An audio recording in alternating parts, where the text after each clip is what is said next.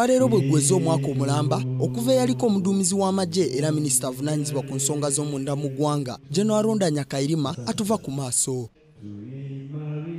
Wansi w'omulamwa abazira tebafa ab'emikwano n'eŋŋanda z'omugenzi Rondanya Kairima bakuŋŋaanidde mu Makerere Conference Hall mu kubaganya ebirowoozo okujjukira emirimu Rondanya Kairima gye yakolera eggwanga lye.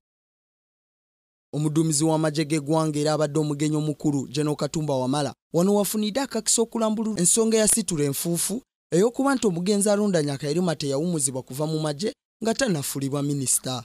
Katumba agamba nti si kituufu nti omugenzi Rondanya Kairima yali ayagala kuva mu magye wabula n'alemesebwa kubanga yali akyayagala okubeera munnamagye. I don't agree with him. General Ronda never wanted to retire, he was never denied to retire from the army, and there was no reason for him to retire at that time because there was still work to be done, and that work came in the Ministry of Internal Affairs. I never heard General Ronda use the common words many people who want pomp use. Do you know me? Do you know who I am?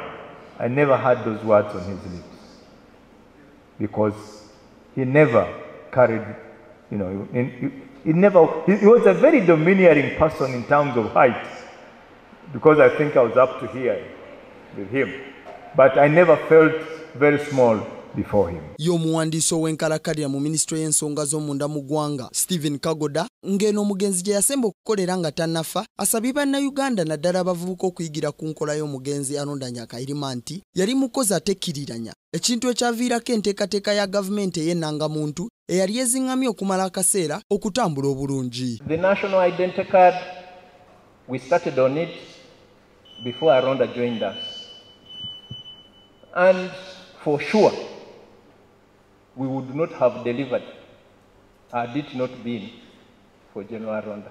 Omugenzi Rondanya Kairima yafiira ku nnyonyi bwe yali ku mirimu emitongole ng'ava mu ggwanga lya South Korea. Stephen Turyarugayo, Kingdom TV, amalindirire.